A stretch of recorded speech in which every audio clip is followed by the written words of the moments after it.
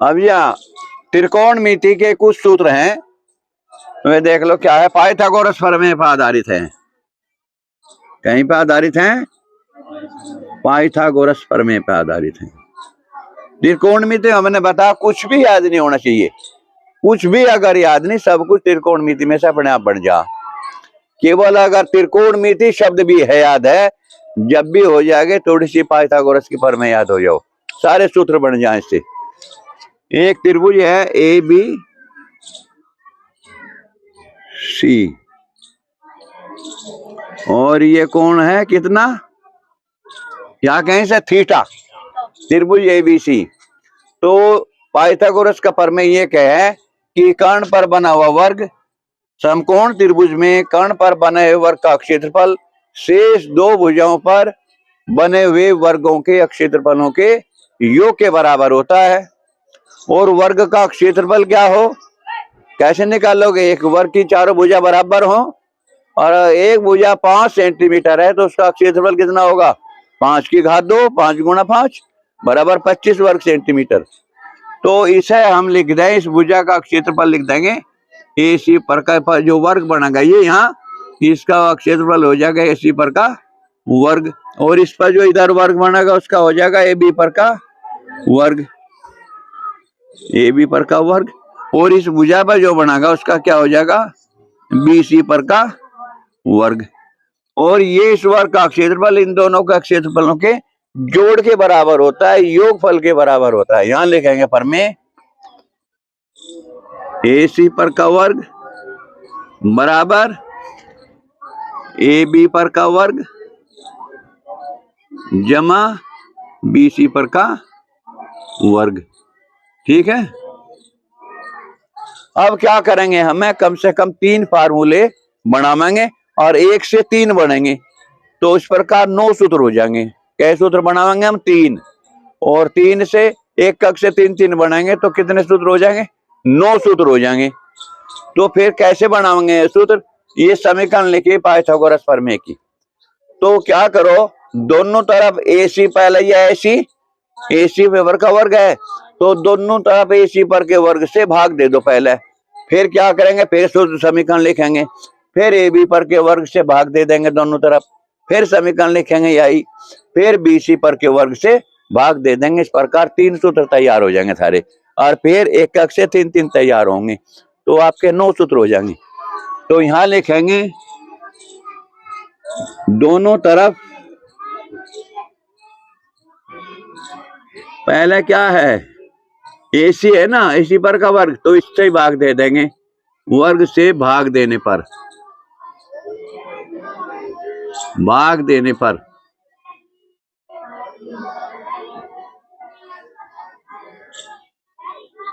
क्या होगा जी? ए सी पर के वर्ग को ए सी पर के वर्ग के भाग दे दिया बराबर ए बी पर का वर्ग है, इसे भी दे दिया, ए बी पर के वर्ग को भी ए सी पर के वर्ग से भाग दे दिया। क्योंकि समय किसी समीकरण में दोनों तरफ एक ही क्रिया करने से समीकरण पर कोई प्रभाव नहीं पड़ता। जमा बी सी पर के वर्ग को भी ए सी पर के वर्ग से भाग दे दिया। कोई दिक्कत तो नहीं आई इसमें? कोई दिक्कत तो नहीं आई? इस समीकरण के प्रत्येक पद को ए सी पर के वर्ग से हमने भाग कर दिया। ठीक है, ए सी पर के वर्ग को ए सी पर के वर्ग से भाग कर दिया, क्या होगा? ए सी पर के वर्ग से ए सी पर का वर्ग एक बार कट जाएगा, कटेगा। ए बी पर का वर्ग है अब जब 1 बराबर ए बी पर का वर्ग बटे ए सी पर का वर्ग, तो पहले का भी वर्ग है निचले का भी वर्ग है, तो एक ही बार लिख दिया हमने, 2 बार लिखने की क्या जरूरत है? ए बी बटे ए सी, और इनका इकट्ठा वर्ग चढ़ा दो, गोष्ठ बंद करके और नु चढ़ा दो भाई। इसका मतलब इसका भी वर्ग है, इसका भी वर्ग है। ठीक है, कोई दिक्कत ना? कोई दिक्कत नहीं। ऐसे इसमें करो, बी सी बटे ए सी, इसका भी वर्ग चढ़ा दिया हमने, ऐसे लगा दिया वर्ग, कोई दिक्कत नहीं आई। तो 1 ए बी बटे ए सी क्या है? 1 बराबर ए बी बटे ए सी। ए बी क्या है? लंब, इस कोण के लिए ए बी क्या है? लंब है ना, और AC क्या है? AC कर्ण है। तो भर दो इनके मान यहाँ के, लंब बटे कर्ण, और ये भर दो, जमा BC क्या है? आधार, आधार बटे कर्ण और इसका वर्ग, इसका वर्ग हो गया। ठीक है, कोई दिक्कत तो नहीं आई। तो 1 बराबर लंब बटे कर्ण क्या हो? साइन थीटा हो साइन थीटा, साइन थीटा हो। कोष्ट में साइन थीटा लिख सके इसके बाद, क्योंकि ये कोण हमारा थीटा है। साइन थीटा लिख, साइन थीटा पर का वर्ग देखो जानता है, जमा आधार बटे कर्ण क्या हो? कोसेक नहीं होता, कोस, वो कोस थीटा, कोस अलग है, कोसेक अलग है। ये बराबर है कोस थीटा की घात 2। अब जरा थोड़ा सा होशियार होकर लिखना है। क्या लिखना है? ये वर्ग है, ये कोष्टक हटावेंगे, यू वर्ग कहाँ लिखेंगे? कभी यहाँ लिख दो थीटा के द्वारा, यहाँ n के ऊपर लगाना 2 घात। 1 बराबर sine square theta, sine square theta. कभी साइन थीटा का वर्ग कर दो, थीटा का वर्ग कर दो, गलत हो जाएगा। साइन स्क्वायर थीटा जमा ये हो गया कोस स्क्वायर थीटा। ये सूत्र बन गया आपका, मोस्ट इंपोर्टेंट सूत्र है, त्रिकोणमिति का मोस्ट इंपोर्टेंट सूत्र है। ठीक है, साइन स्क्वायर थीटा जमा कोस स्क्वायर थीटा बराबर होता है 1 के। साइन स्क्वायर थीटा जमा कोस स्क्वायर थीटा बराबर क्या होता है? 1 के। आगे बात समझ में? अब आपका सूत्र तैयार हो गया। क्या तैयार हो गया? साइन स्क्वायर थीटा जमा कोस स्क्वायर थीटा बराबर 1। ठीक है, ये सूत्र तैयार हो गया, सूत्र नंबर 1 तैयार हो गया। अब क्या करेंगे? इसी से ही बढ़ावेंगे, इससे ही बढ़ावेंगे इससे। तो ऐसा करो, एक बार कोस स्क्वायर थीटा को उधर ले जाओ, एक बार साइन स्क्वायर थीटा को उधर ले जाओ। तो पक्षांतर करने पर, पक्षांतर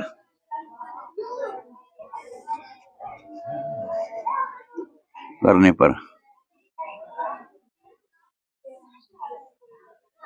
क्या होगा जी? साइन स्क्वायर थीटा इधर रहने दो, कोस स्क्वायर थीटा को उधर ले जाओ, बराबर 1 माइनस माइनस का हो जाएगा कोस स्क्वायर थीटा। या कि कहीं अगर साइन स्क्वायर थीटा है, अगर कहीं समझ लिखो ना, समझ। साइन स्क्वायर देखो, साइन स्क्वायर थीटा जमा कोस स्क्वायर थीटा बराबर 1। ये समीकरण आई ना हमारी, ये सूत्र आया हमारा, इससे बनावेंगे। तो कोस स्क्वायर थीटा को उधर लेंगे, तो साइन स्क्वायर थीटा इधर रहना, साइन स्क्वायर थीटा बराबर हो गया 1 माइनस मान जमा का कोस स्क्वायर थीटा इधर आकर नफी का हो गया, तो 1 माइनस कोस स्क्वायर थीटा। इससे क्या लाभ होगी? इससे लाभ ये होगा, अगर कहीं साइन स्क्वायर थीटा लिख रहा, उसकी जगह हम 1 माइनस कोस स्क्वायर थीटा लिख सकें, जरूरत अगर हमें पड़े। और कहीं 1 माइनस कोस स्क्वायर थीटा लिख रहा, तो उसकी जगह हम साइन स्क्वायर थीटा लिख सकें। ठीक है, अच्छा ये क्या? साइन स्क्वायर थीटा को ले जाओ उधर, सूत्र नंबर 2। ठीक है, अच्छा ये क्या है? कोस स्क्वायर थीटा रहन इधर रहन दिया, बराबर 1 माइनस साइन स्क्वायर थीटा। ठीक है, इससे क्या होगा? इससे क्या होगा? कहीं हमें कोस स्क्वायर थीटा लिख गया, वहां हम उसे साइन में बदलना चाह रहे हो, कहे कोस स्क्वायर थीटा को साइन में बदल सकते हो? बोले बदल सकते हैं सर। बोले क्या हो जाएगा? बोले 1 माइनस साइन स्क्वायर थीटा हो जाएगा इस सूत्र से, जो ये मेन सूत्र लिख रहा है, इससे सब इसकी उपज है। ये सूत्र नंबर 3 हो गया। सूत्र यू ही है मैंने तो उंगल लगा, पक्षांतर करके 2 और बन जाएंगे। ठीक है, तो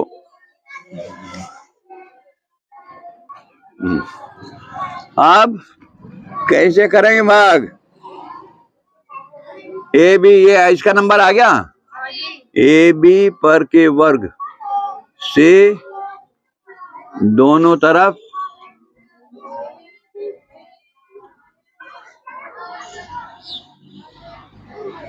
भाग देने पर वही क्रिया बिल्कुल सेम टू सेम नो नहीं है सारे नो नहीं। क्या होगा? ए सी पर का वर्ग बराबर लिख लो, ऐसा समीकरण ए बी पर का वर्ग पहले लिख लो जमा बी सी पर का वर्ग बटे क्या कर दो सर के बटे ए बी पर का वर्ग कर दो, ए बी पर का वर्ग बटे ए बी पर का वर्ग बटे ए बी पर का वर्ग।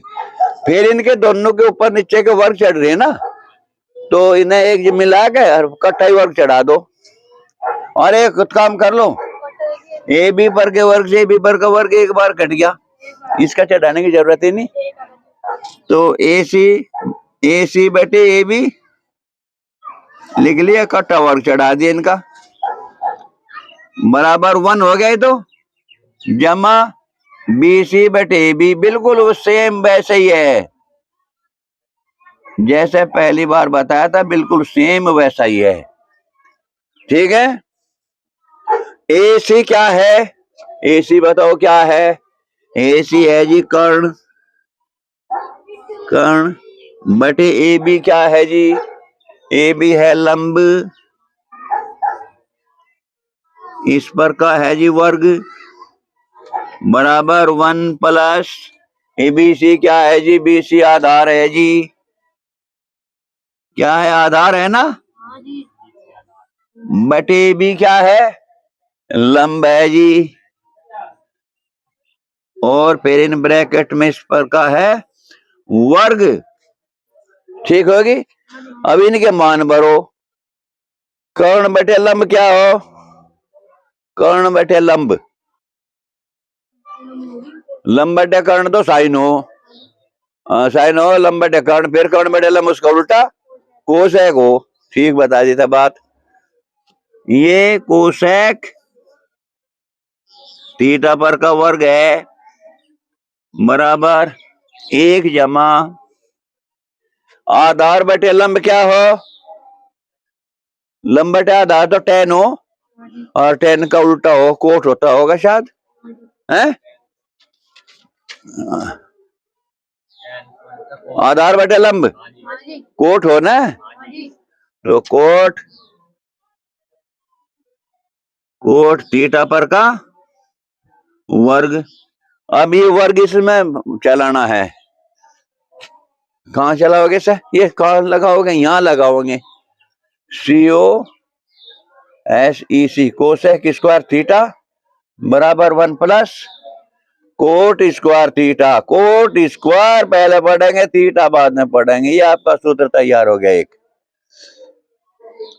सूत्र नंबर 4, सूत्र नंबर 4 हो गया। बहुत आसान, क्या याद करना इसमें? कुछ भी तो याद नहीं करना, यही बना दे इनके भी।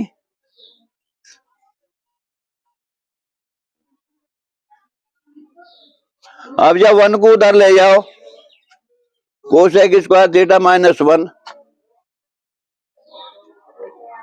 कोसेक स्क्वायर थीटा 1 को ले जाओ -1 बराबर कोट स्क्वायर थीटा। इसी से नहीं बन गया? बन गया, कोई दिक्कत? सूत्र नंबर 5। ठीक है। कहीं अगर कोसेक स्क्वायर थीटा -1 है तो वहां हम कोट स्क्वायर थीटा लिख सकते हैं। अगर कहीं कोट स्क्वायर थीटा लेके आ रहा है, उसका हम कोसेक स्क्वायर थीटा नफी 1 लिख सकते हैं उसकी जगह पर, अगर हमें जरूरत है सवाल में। ठीक है।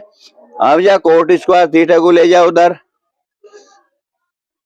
COSEC cosec square theta minus cot square theta बराबर क्या हो गया? यहाँ 1 बच गया। ये सूत्र नंबर कितना हो गया? सूत्र नंबर 6 हो गया। ये सूत्र नंबर 6 हो गया। अगर कहीं cosec square theta minus cot square theta है, वहां हम 1 लिख सकते हैं। अगर कहीं 1 है और 1 की जगह हमने कोसेक स्क्वायर थीटा नफी 1 लिख दिया, तो ये मत पूछना ये कहां से आ गया, 1 के बराबर होता है यू। ठीक है, आगे समझ में नहीं आई? आगे समझ में। अब BC पर के वर्ग से दोनों तरफ भाग देने पर, ये यही तो बच गया बस, भाग देने पर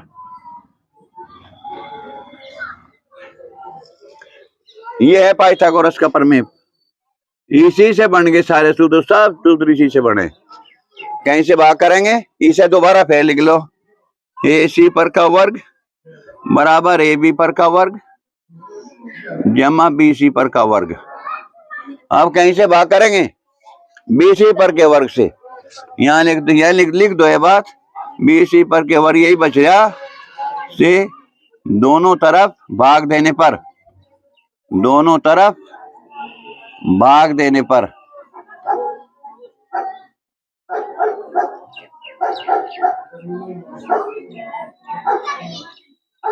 क्या बन गया, AC पर का वर्ग बटे कहीं से भाग दिया बटे BC पर के वर्ग से बराबर AB पर का वर्ग बटे BC पर का वर्ग प्लस BC पर का वर्ग बटे BC पर का वर्ग।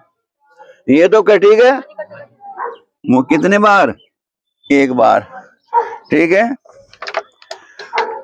नेक्स्ट क्या है, फिर वो क्या करेंगे, इनका इकट्ठा वर्ग लगावाएंगे। हाँ, इकट्ठा वर्ग AC बटे BC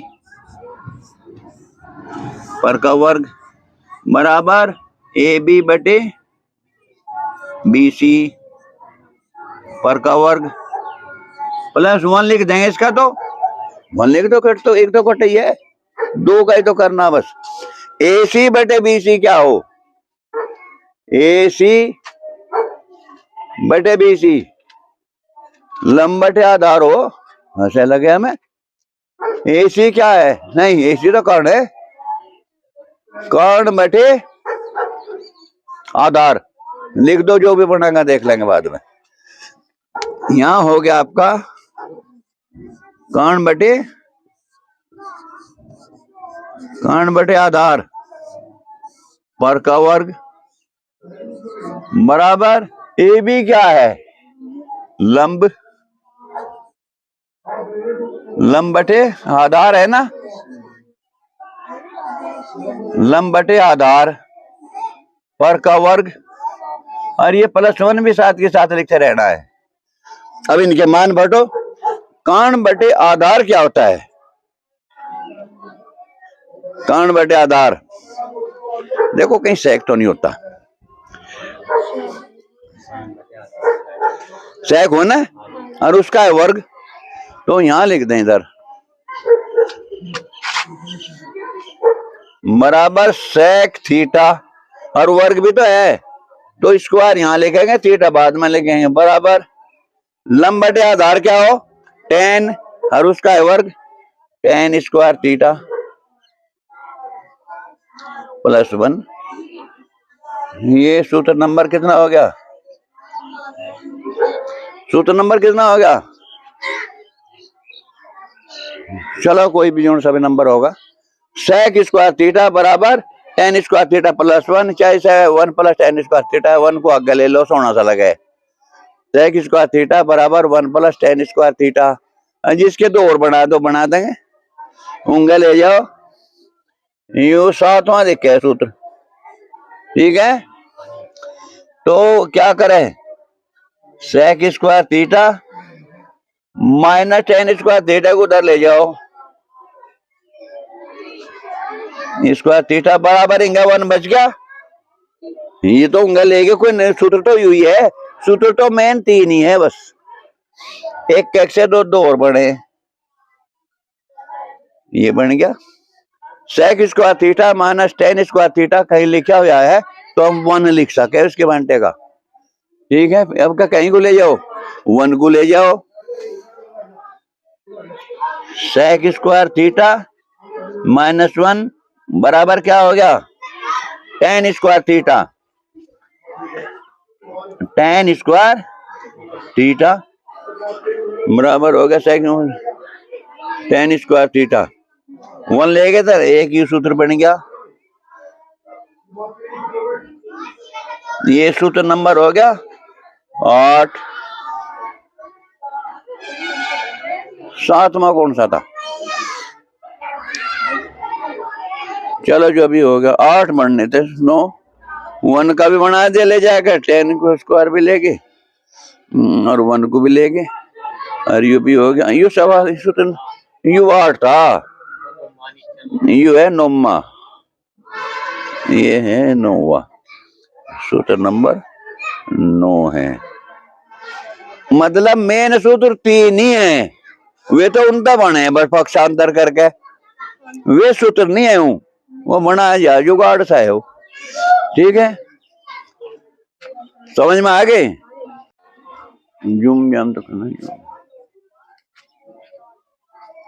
तो नेक्स्ट टॉपिक है इसमें ऊंचाई दूरी। त्रिकोणमिति में नेक्स्ट टॉपिक क्या है? ऊंचाई दूरी। तो ऊंचाई दूरी में वही समकोण त्रिभुज का समकोण त्रिभुज चले, वही सारे फार्मूले चले। बाकी क्या है, 2 चीज और सीखनी है। उन्नयन कोण, ये नीचे से ऊपर को बनता है। उन्नयन कोण यहाँ देखो नीचे से ऊपर को बनता है, और अवनमन कोण जो है ऊपर से नीचे की ओर बनता है। 2 कोण होते हैं, उन्नयन कोण नीचे से ऊपर और अवनमन कोण ऊपर से नीचे की ओर बनते हैं। इसमें कोई खास सूत्र नहीं है, इसके लिए सभी वे पहले सूत्र चलेंगे। ठीक है, कोई सवाल बता इसका? जल्दी रोक दिए। अब है नेक्स्ट है कोणों का मापन। कोण को हम कहीं से नापते हैं? कोणों का मापन, एक समकोण बराबर कितना हो? 90 डिग्री। 90 अंश या डिग्री के हैं, इसे हम कहते हैं एक समकोण। और एक अंश बराबर कितना होगा? एक अंश बराबर 60 मिनट। 60 के ऊपर एक निशान लगा के इसे कहेंगे 60 मिनट। और 1 मिनट बराबर 1 मिनट में कितने सेकंड हो? 60। अगर 60 के ऊपर 2 निशान लगा के इसे कहेंगे हम 60 सेकंड। कोणों का मापन तो एक से तो 60 के ऊपर 1 निशान है वो मिनट का है, और 60 के ऊपर 2 निशान है तो वो सेकंड का है। अब है कोण रेडियन में भी नापे। यहाँ 1 रेडियन बराबर 180 बटे पाई, 180 डिग्री बटे पाई। ठीक है, और 1 डिग्री, 1 अंश, अंश भी कहें अंग्रेजी में डिग्री के, 1 डिग्री बराबर पाई बटे 180 रेडियन। तो रेडियन में भी कोण बन सकते हैं, यही है। ठीक है, ये समझ लियो। अब जब हम समझाएंगे तो मैं सारणी। अब है 0 degree, 30 degree, 45 degree, 60 degree, 90 degree के त्रिकोणमितीय अनुपातों के लिए सारणी बनानी सीखनी हमें। बहुत वेरी इजी। अगर पहले सूत्र याद है, बहुत ही आसान है, चाहे वे याद भी ना हो, जब भी बहुत आसान है, कुछ भी याद नहीं करना। साइन, साइन कोस टेन, फिर क्या होगा नेक्स्ट? कोट, फिर क्या होगा? सेक, और फिर क्या होगा? Cosec, COSEC। थोड़ा ध्यान से सीखना है, ध्यान से सीखना था। क्या लिखना पड़े इसे? सारणी की लाइन बना लो, अलग अलग से लाइन बना लो। ये लाइन खींच ली इसकी जी, और इसकी लाइन ये बना लो। ठीक है, कुछ भी याद नहीं करना। त्रिकोणमिति एक ऐसा यूही विषय है जिसमें कुछ भी याद नहीं करना पड़ता।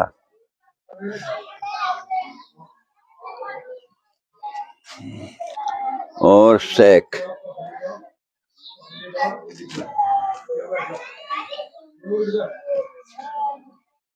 ठीक है। तो क्या लिखना है? ध्यान से चलो, चालू हो गया मेन पार्ट। क्या लिखना? 0 लिख लो इसमें, 0, इसमें लिखना 1, इसमें लिखना 2, इसमें लिखना 3, और इसमें लिखना 4। ठीक है, 0 1 2 3 4। कुछ विद्वान जो हैं इसे 2 से भाग दे देते हैं, लेकिन कुछ इसमें को 4 से भाग करते हैं। तो क्या करो, सारू के बटे 4 लिख दो। क्या लिख दो? सारू के बटे 4, इसके बटे 4, इसके बटे 4, इसके बटे 4, इसके बटे 4 और इसके बटे 4 लिख दिया। कोई दिक्कत? कोई दिक्कत नहीं। फिर इनका सारों के ऊपर वर्गमूल का निशान लगा दो और बराबर का, वर्गमूल का लगा दिया, बराबर का लगा दिया, वर्गमूल का लगा दिया और बराबर का लगा दिया, वर्गमूल का लगा दिया और बराबर का लगा दिया, वर्गमूल का लगा दिया और बराबर का लगा दिया, वर्गमूल का निशान लगा दिया, बराबर का लगा दिया, वर्गमूल का लगा दिया और बराबर का लगा दिया। ठीक है, ये भी ना हल कर दो। 0 को 4 से भाग देंगे, 0 आवेगा और बराबर 0 का वर्गमूल 0, तो साइन 0 0, साइन 0 0। फिर क्या करें, 1 का वर्गमूल का डे कितना आ गया? 1, 1 का तो 1 ही आवेगा। 4 का वर्गमूल आवेगा 2, तो साइन 30 1/2। फिर क्या करेंगे, 2/4, 2 एकम 2, 2 दूनी 4, अंदर ही खोल कर लिया पहले, तो 1/2 हो गया अंदर। तो 1 का वर्गमूल कर दो, कितना आवेगा? 1, और 2 का वर्गमूल निकलता नहीं, दशमलव में आवेगा, तो इसे वर्गमूल के ऊपर ऐसे लिख दो, साइन 45 1/2। देखो ऐसे ही हो गया। ठीक है, बराबर 3 का वर्गमूल नहीं निकलता, पूरा पूरा नहीं निकलता, कोई दिक्कत नहीं लिख दो। 3/4 का वर्गमूल कितना हो? 2, तो कितना होगा? साइन 60 वर्गमूल 3/2। देखो इतना ही आवे क्या? 4 को 4 से कट गया एक बार, 1 का वर्गमूल 1, तो साइन 91 हो। ठीक है, अब यह कोस का निकालना, निकाल के साइन 0 0, साइन 30 1/2, साइन 45 1/2, साइन 60 वर्गमूल 3/2 और साइन 90 1 हो। ठीक है, अब 2 तरीके हैं, या तो ये 0 4 0 1 2 उल्टे लिख लो, या इसी मान को उल्टा कर दो, यहाँ 1 कर देंगे। लिखें कैसे निकालना है, इसे नहीं उल्टे लिख दे, या 4 3 2 1 0 ऐसे लिखें, मर्जी है, हम तो उल्टे कर देंगे, हम तो उल्टे लिखेंगे, तो हम कर लिए फिर उल्टे, दोनों तरह से निकल जा। 4 3 2 1 0। ठीक है, कहीं से भाग करना है, 4 से भाग करो, 4 से भाग करो, 4 से भाग करो, 4 से भाग करो, 4 से भाग करो। फिर क्या करो, वर्गमूल का निशान लगाओ और बराबर का लिख दो, बराबर। चलो चल, देखो नेक्स्ट क्वेश्चन है, यदि tan थीटा बराबर a/b, तो a sin theta minus b cos theta बटे a sin थीटा जमा b cos थीटा का मान बताइए। अब ये समकोण त्रिभुज है, ये समकोण त्रिभुज है, इसकी 2 भुजा दी हुई है, आधार ये कोण 90 डिग्री का है और ये कोण थीटा है। सपोज करो त्रिभुज का नाम ए बी और सी है, तो tan बराबर tan थीटा बराबर क्या हो? लंब बटे आधार, यानी कि ये लंब है, ये आधार है, यानी कि ये ए है और ये बी है। तो लंब और आधार दिया हो तो दोनों भुजाओं का वर्ग करके जोड़कर उसका वर्गमूल, वो पहले सूत्र से देख लो, इतना ध्यान नहीं रहने का। ए सी पर का वर्ग बराबर क्या है? ए बी पर का वर्ग जमा बी सी पर का वर्ग। ठीक है, तो ए सी कर्ण है ना, ये कर्ण निकालना है हमें, ए सी पर का वर्ग नहीं, ए सी निकालना है। ए बी कितना है? ए बी ए है ना, ए पर का वर्ग जमा बी सी कितना है? बी, बी पर का वर्ग। ठीक है, जब इधर का वर्ग हो, ये निकालना हो AC पर का वर्ग और AC निकालना हो तो इसे खत्म करेंगे, यूं खत्म करें। AC पर का वर्ग नहीं चाहिए हमें चाहिए AC। तो AC निकालना है तो दूसरी तरफ का वर्गमूल हो जाएगा। तो AC बराबर आ गया हमारा वर्गमूल A की घात 2 जमा B की घात 2, ठीक है, वर्गमूल के। तो यह हमारी होगी वर्गमूल A की घात 2 जमा B की घात 2, ठीक है। उसमें कौन कौन से आ रहे अनुपात? उसमें अनुपात आ रहे A साइन थीटा और कोस थीटा। तो साइन थीटा का कोस थीटा का मान काट दो, साइन थीटा और कोस थीटा के मान निकाल लो। इसमें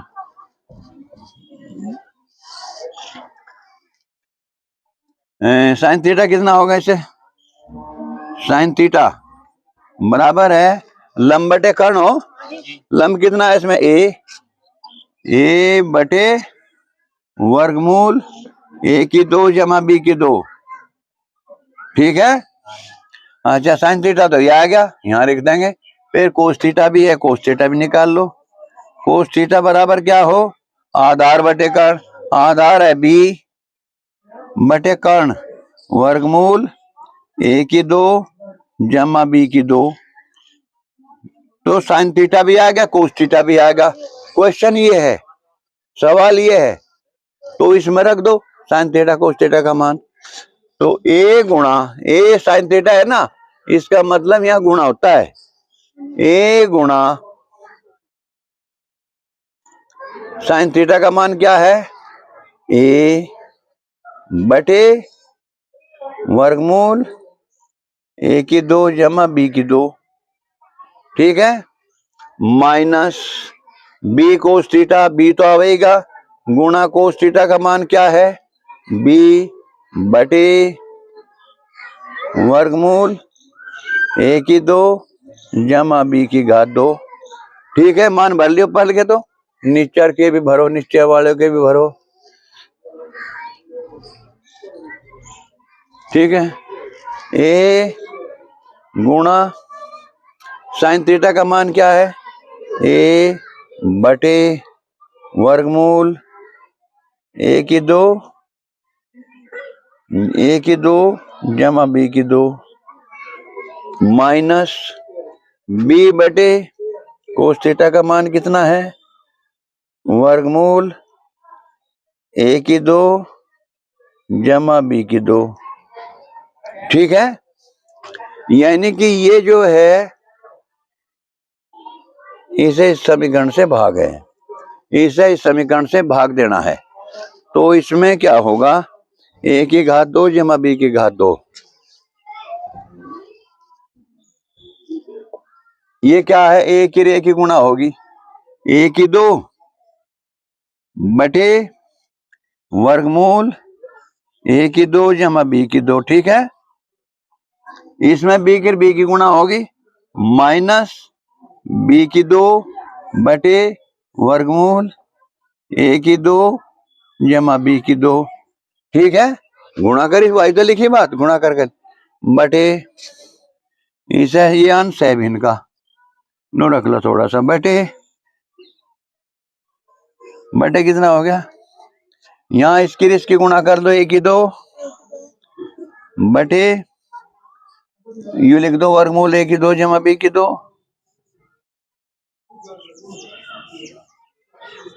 माइनस है ना, अब तो यहाँ प्लस, दोनों जगह माइनस है क्या?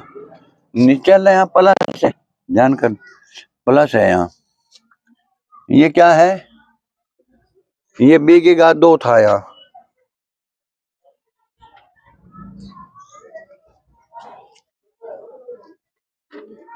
B गुणा तो होना था यहाँ, B की घात 2 आना था यहाँ, यहाँ गुणा A भी था होना था यहाँ, गुणा B होना था यहाँ, जमा B की घात 2 बटे वर्गमूल A की 2 जमा B की 2, ये आ गया।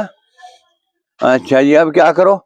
भिन्न में से भिन्न घटाना। पहले अंश में भिन्न में से भिन्न घटे, फिर हर में भी भिन्न में से भिन्न जुड़े।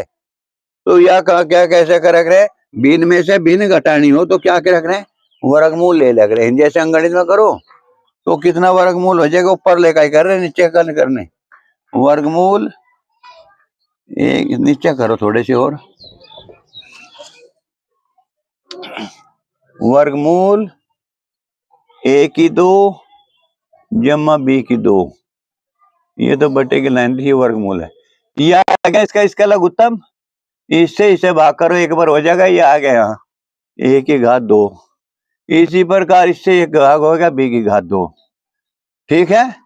अब जब बटे की लाइन ये खींचो, अब जब बटे की लाइन ये है, ऊपर ली घट गई या नीचे ली जुड़ेगी। अब ये इसका भी लघुत्तम लो, कितना हो जाएगा? वर्गमूल वही होगा ए की 2 जमा बी की 2। ठीक है, ए की 2, इससे यू भाग हो गया, बच गया ए की 2, ए की 2। इसी प्रकार यहां से बच जाएगा बी की 2। अब ये है, इस भिन्न को इस भिन्न से भाग है, तो ये क्या करेंगे? ये ऊपर चला जाएगा, ऐसे लिख लो, ए की 2 नफी बी की 2 बटे वर्गमूल ए की 2 जमा बी की 2। ये गुणा में हो जाएगा, ये ऊपर चला जाएगा, वर्गमूल ए की 2 जमा बी की 2, और बटे में क्या आ जाएगा? ये आ जाएगा ए की 2 जमा बी की 2। इससे ये कट गया, वर्गमूल खत्म हो गया। ए की 2 नफी बी की 2, नफी बी की 2 बटे ए की 2 जमा बी की घात 2। यहां तक ही हल कर दो, यहां तक ही ठीक है।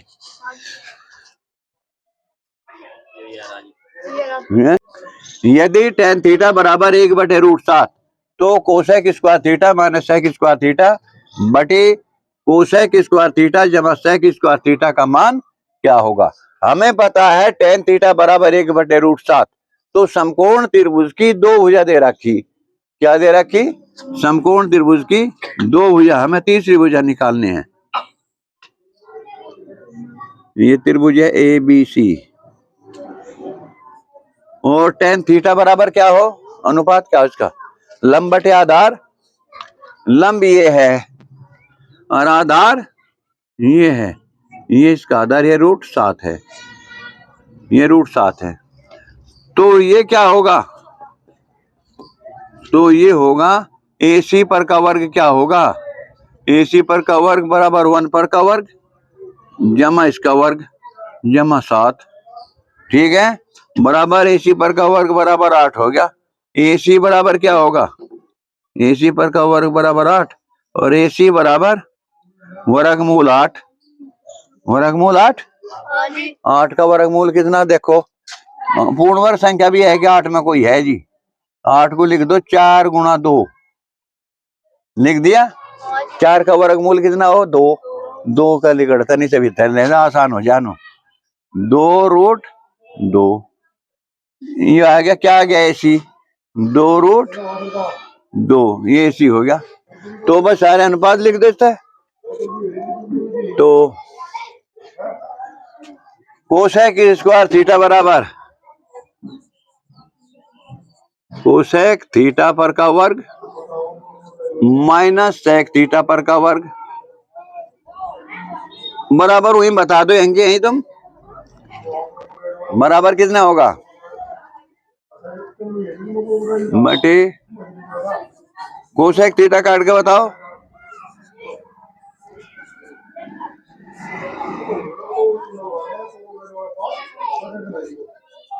अरे बताओ कोसेक क्या हो?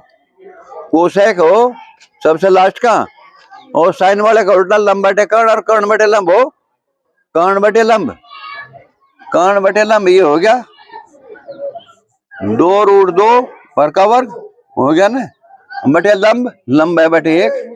ठीक है, माइनस सेक कहीं के बराबर हो कोसेक का उल्टा, लंब बटे का आधार बटे कर्ण और कर्ण बटे आधार, कर्ण बटे ये 2√2 बटे आधार है √7, इस पर का वर्ग है। ठीक है, बस ये तो नीचे भी यही धरे जाएंगे दोनों, 2√2 पर का वर्ग, अरे यह खुल भी रही थी, 2√2 पर का वर्ग जमा ये कितना हो जाएगा सेक थीटा 2√2/7 पर का वर्ग। ठीक है, बराबरी से कर लो, कितना हो जाएगा ये, इसे हल करो, इसे जोड़ो, 2√2 पर का वर्ग कितना हो जाएगा 8 का वर्गमूल 2√2, 2 का वर्ग हो जाएगा 4 और √2 का वर्ग हो जाएगा, ये हट जाएगा, 4 दूनी 8 हो गया, 8 हो गया, यू तो हो गया 8 और इसका हट गया 8 ना, फिर 8/7 देखियो समझ में भी आ गया, 8/7 को करो गया, 2 का वर्ग 4 और इसका वर्ग हो जाएगा, रू वर्गमूल हट जाएगा और फिर गुणा होगा 8 हो जाएगा। ठीक है, बटे बटे यू के 2√2 पर का वर्ग कितना हो जाएगा 8 जमा 2√2 पर का वर्ग होगा 8 और 7 पर का वर्ग कितना होगा, ये नहीं है कि यहाँ वर्ग है भाई, ये है। ठीक है, कितना हो जाएगा यूं 8/7 हो जाएगा, 8/7, हाँ, दो वर्ग हट गया, 7 रह गया, तो ऐसा करो 7 की गुणा इसमें करो, 7 8 56, 7 8 56 में तो 8 गए, क्या बच गए 48, 48/7 बटे 7 8 56 और 8 64 बैठता होगा, 7 8 56 और 8 नो तो, अरे नो नहीं करते भी अल्लाह उत्तम नहीं लेते, नो ही कर देंगे, 56 और 8 64 बैठ गया ना, 64/7, इस भिन्न को इस भिन्नता भाग दे रहा तो क्या करें, नीचे वाले भिन्न की उल्टी हो जाएगी, अंत ऊपर हर गुणा का लग जाएगा निशान, 48/7 गुणा 7/64, ठीक है, 7 7 का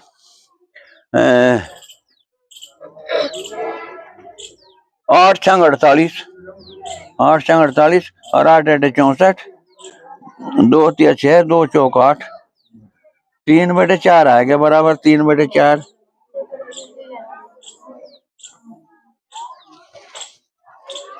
कमान 3/4 है अपने आप हमने तो।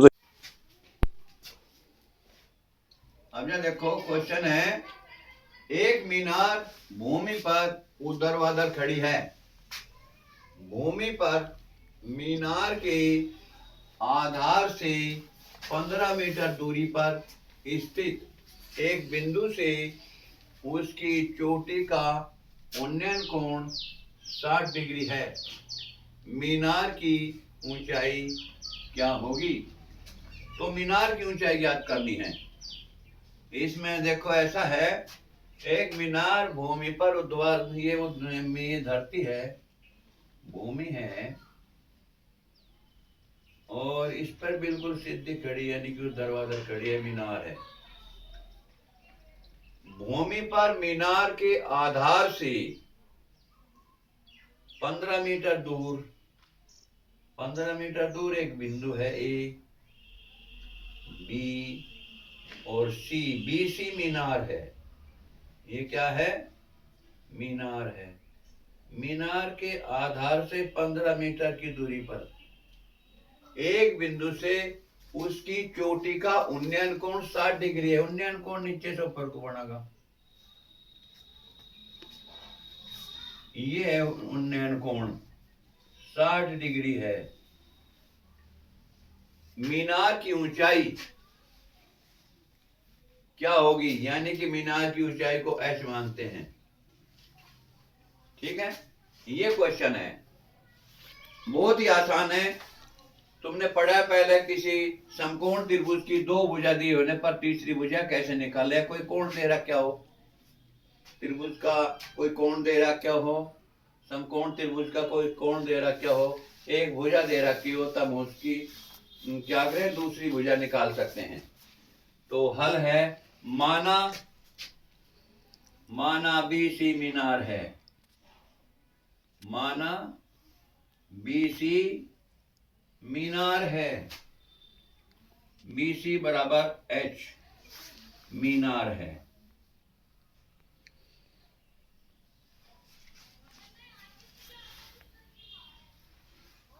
आधार बी से,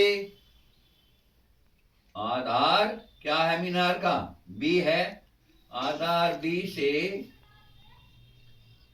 15 मीटर दूर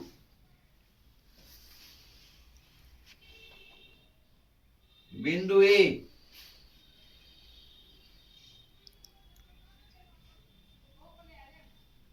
से मीनार के शिखर, शिखर कहें चोटी, मीनार के शिखर का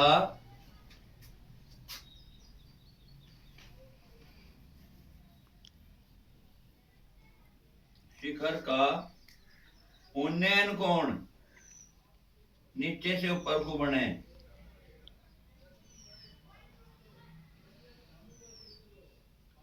उन्नयन कोण, कौन सा कोण है, कोण का क्या नाम है, बी ए सी, कोण बी ए सी बराबर 60 डिग्री। तो हमें क्या निकालना है, तो हमें एच ज्ञात करना है, तो हमें मीनार की ऊंचाई यानी कि एच बराबर ज्ञात करना है, ये है। तो इसमें कौन सा लेंगे, एच लंब और आधार ले लेंगे। वे देख लो जो से दो भुजा दे रखी और एक निकालनी है, उसमें से ले लेंगे एक लंब और आधार। तो इसमें मान काटेंगे हल, tan 60, tan 60 क्यों लिया, tan ही क्यों लिया, tan इसलिए लिया कि इसमें लंब और आधार का कनेक्शन है आपस में। एक चीज का पता है का नहीं पता, देख लो उसमें ऐसा कौन सा है। tan 60 भी ले सकते हैं, कोट 60 भी ले सकते हैं, कोई जरूरी नहीं tan 60 ही ले।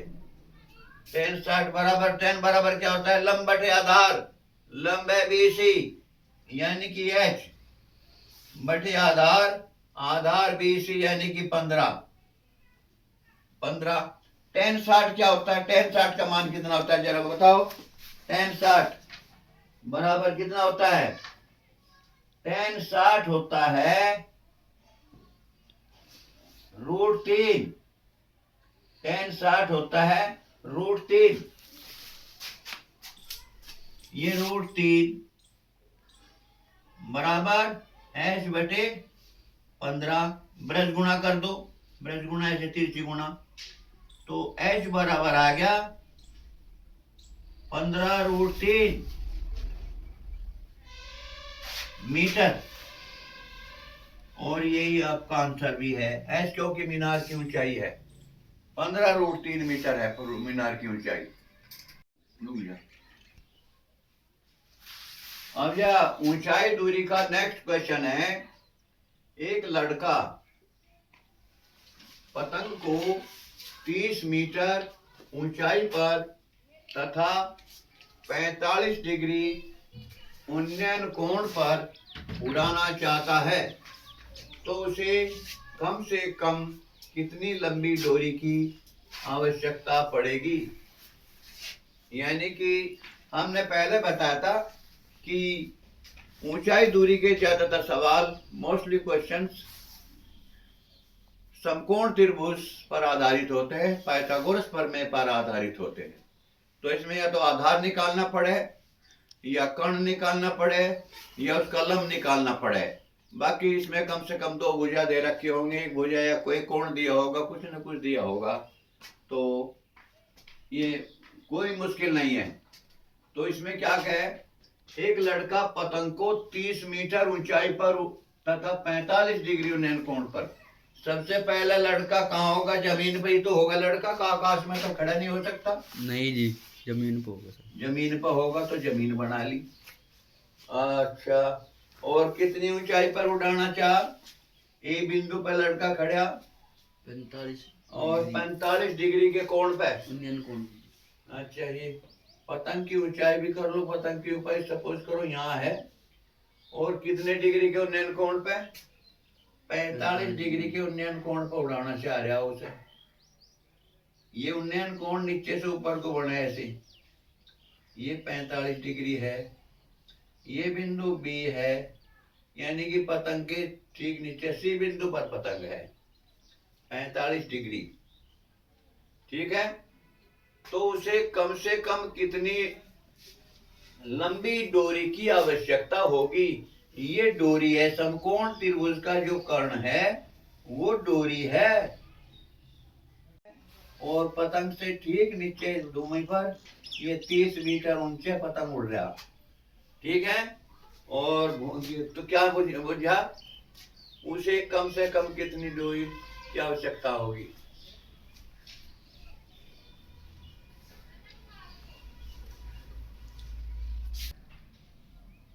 तथा 45 डिग्री उन्नयन कोण पर उड़ाना चाहता है तो उसे कम से कम कितनी लंबी डोरी की आवश्यकता होगी? इसका मतलब समकोण त्रिभुज का कर्ण बुझ जाए इसमें। तो माना लड़का कहाँ है? माना लड़का बिंदु ए पर है।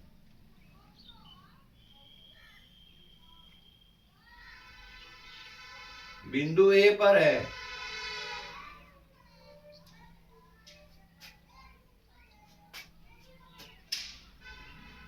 पतंग कितने पर? पतंग कहाँ है?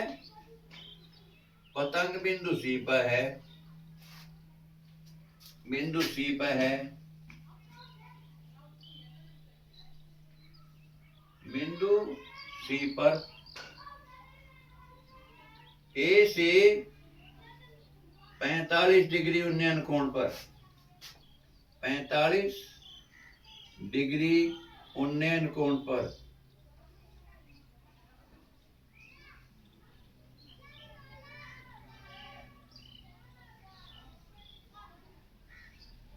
उन्नयन कोण पर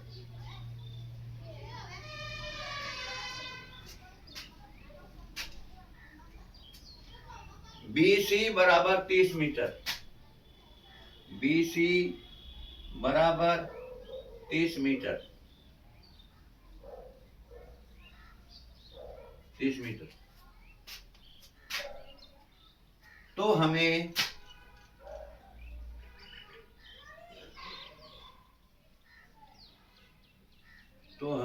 AC ज्ञात करना है।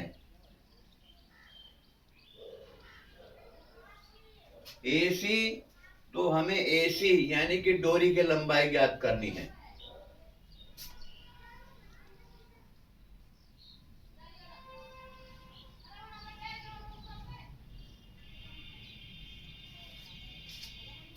तो समकोण त्रिभुज,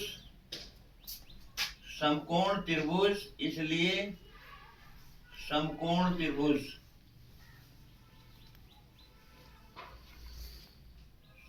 त्रिभुज ए बी सी में,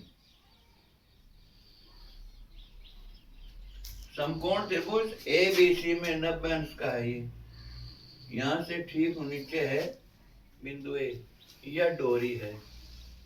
क्या क्या दे रखा हमें कोण दे रखा है समकोण त्रिभुज का, और BC यानी कि लंब दे रखा है समकोण त्रिभुज का। तो इसमें क्या निकालना है हमें? डोरी की ऊंचाई।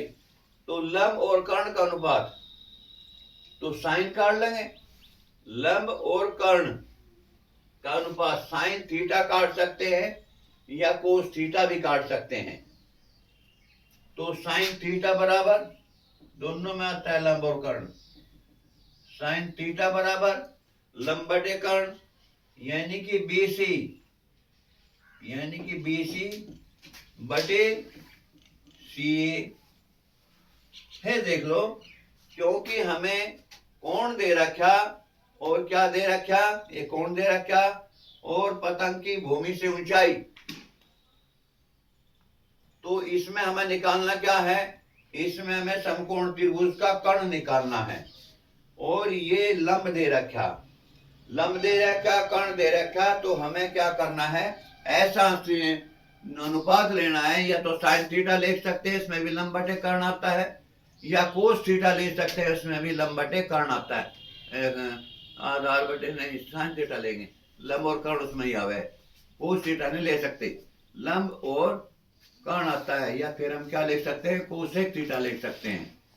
ठीक है, तो इसमें साइन थीटा बराबर आ गया लंब बटे कर्ण बराबर क्या हो गया, बीसी कितना है 30 मीटर, 30 दे रखी, और ये क्या दे रखा सीए, सीए दे रखा, ले नहीं लेते, सीए तो दे नहीं रखा, तो निकालनी है डोरी की लंबाई। थीटा दे रखा मैं, ये कितना 45 अंश दे रखा ना, साइन थीटा 45 अंश है, ये है 45 अंश। तो साइन 45 कितना होगा, साइन 45 डिग्री बराबर 30 बटे सीए। तो साइन 45 का मान लिखो कितना हो, साइन 45 1/√2 हो शायद, 1/√2 बराबर 30 बटे सीए। अब इनके क्या गुणा कर दो, ऐसे तिरछी गुणा जिन्हें आरडी गुणा भी कहे, क्रॉस मल्टीप्लिकेशन, आरडी गुणा या तिरछी गुणा, पहली मीन का अंश दूसरी मीन का हर की गुणा बराबर दूसरी मीन का अंश और पहली मीन का हर इसकी गुणा, ऐसे कर देना। सी के ए की वन में गुणा करी, सी ए आ गया बराबर 30 की रूट 2 की गुणा करी, 30√2, 30√2, और सीए क्या मानना था हमने, क्या मानना था सीए, यानी कि डोरी, इसलिए डोरी बराबर डोरी की लंबाई आ गई कितनी, डोरी बराबर 30√2 मीटर है, सेंटीमीटर मीटर है, 30√2 मीटर, इसलिए यही आपका आंसर होगा। अब जो नेक्स्ट क्वेश्चन है ऊंचाई दूरी का ही, एक रस्सी खंबे के ऊपरी सिरे से बांधकर खंबे के आधार से गुजरने वाले क्षैतिज धरातल पर एक बिंदु से बांधी गई है, जो क्षैतिज रेखा पर 30 डिग्री का कोण बनाती है। यदि रस्सी की लंबाई 20 मीटर हो तो खंबे की ऊंचाई ज्ञात कीजिए। क्या कहता है सवाल में, सवाल में यह कहता है, सवाल अच्छी प्रकार से पढ़ो समझो, कहना क्या आता है उसी हिसाब का चित्र बनाओ, समकोण त्रिभुज का चित्र बनेगा और फिर सवाल निकल जाएगा। कम से कम 2 चीज, कोण या कोई आधार, समकोण त्रिभुज का आधार देगा या फिर उलंब देगा। एक रस्सी खंबे के ऊपरी सिरे से, सबसे पहले क्या बनाओ, सबसे पहले जमीन, जमीन में लग रहा है खंबा, खंबा और बिल्कुल 90 डिग्री के कोण पे, और खंबा है बीसी, बीसी खंबा है, ये बिंदु ए है।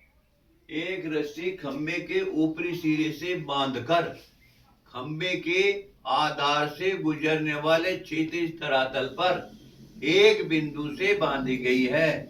ये रस्सी खंबे से सिरे से बांधी पहले, और फिर कहाँ बांधी, बिंदु ए पर बांधी, ए पर बांधी गई है यहाँ, ठीक है। ये 90 डिग्री का कोण है, खंबा तो सीधा ही लगता है ना, हाँ जी, जो क्षैतिज रेखा पर 30 डिग्री का कोण बनाता है। कितने का कोण बनाता है, क्षैतिज, अब का उन्नयन कोण निकाल ना, तो उन्नयन कोण ही होगा, ये है उन्नयनी, 30 डिग्री का कोण बनाती है। यदि रस्सी की लंबाई 20 मीटर हो, ये रस्सी है 20 मीटर, ये रस्सी है, ऐसे तो होगी, ये रस्सी है 20 मीटर की, तो खंबे की ऊंचाई ज्ञात कीजिए। ये खंबा है, खंबा, खंबा नहीं, खंभा ये है, ये माना ऐसे है, इसकी ऊंचाई वैसे मान ली, ठीक है। समकोण त्रिभुज बन गया। समकोण त्रिभुज का क्या दे रखा, समकोण त्रिभुज का कर्ण भी दे रखा और एक कोण दे रखा, तो निकाल लेंगे हम जिसमें ऐसा अनुपात लो जिसमें कर्ण आता हो। तो यहां पहले मान लो इसे, माना माना BC खंभा है, BC खंभा, BC खंभा है। आधार से आधार B से कुछ दूरी पर, पता नहीं दूरी कितनी, निकाल दूरी पर बिंदु A, कौन से बिंदु से, बिंदु A से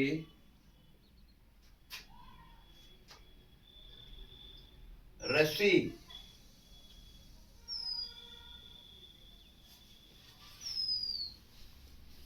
खंबे के सिरे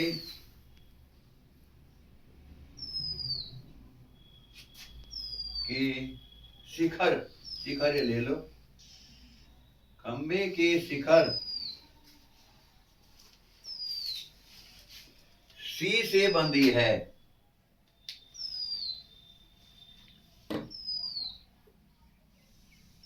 C से बंधी है तथा कोण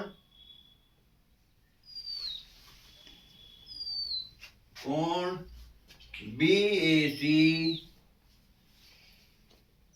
C बराबर 30 डिग्री 30 अंश है।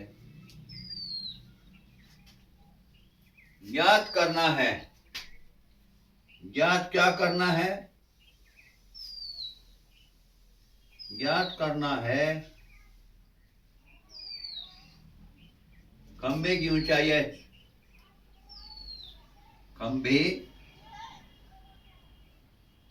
की ऊंचाई h,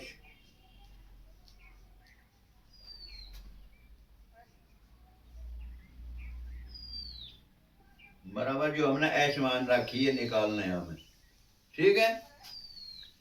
तो अब क्या होगा, क्या दे रखा है इसमें, कर्ण दे रखा और एक कोण दे रखा, समकोण त्रिभुज का कर्ण दे रखा। तो कर्ण और लंब का अनुपात कौन सा है, कौन से इसमें कर्ण ऐसे निकालना है, कर्ण दे रखा लंब, तो लंबाई यानी कि लंब और कर्ण का अनुपात कौन से में दे रखा, लंब और कर्ण का अनुपात साइन में दे रखा और कोसेक में दे रखा। अब हम कोसेक से निकाल के देख के साइन के निकाल से तो कई बार देख लिया, कोसेक में भी यही हो ना, इसलिए A B cosec theta, cosec 30 अंश बराबर क्या हो, लंब बटे कर्ण, और ये होता है कर्ण बटे लंब, है कर्ण बटे लंब, कर्ण बटे लंब, कर्ण बटे लंब, साइन का उल्टा कोसेक हो, लंब बराबर कर्ण कितना है 20 बटे लंब है h। कोसेक 30 का मान क्या होता है,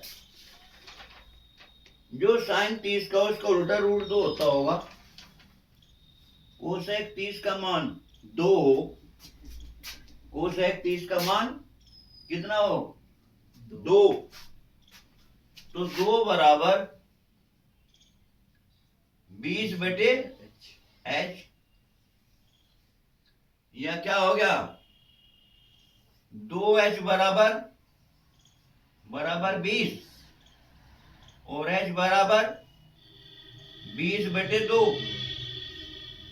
20 बटे 2 बराबर 10 मीटर। कोसेक से भी निकाल सके हम साइन 30 से भी निकाल सके, यानी कि हमें कर्ण और लंब का जो अनुपात होगा, जुड़ से इसमें रेशो में ही वो अनुपात होगा, उसी से निकाल सका। ये नहीं कि साइन से निकलेगा। अरे उसमें कर्ण और लंब का अनुपात साइन में भी है और कोसेक में भी है। ठीक है, तो ये ध्यान करना। छोटा सा आ गया खंबे की ऊंचाई, तो सॉरी रस्सी की लंबाई आ गई कितनी, खंबे की ऊंचाई आ खंबे की गई ऊंचाई है सर 10 मीटर। यही हमारा उत्तर है।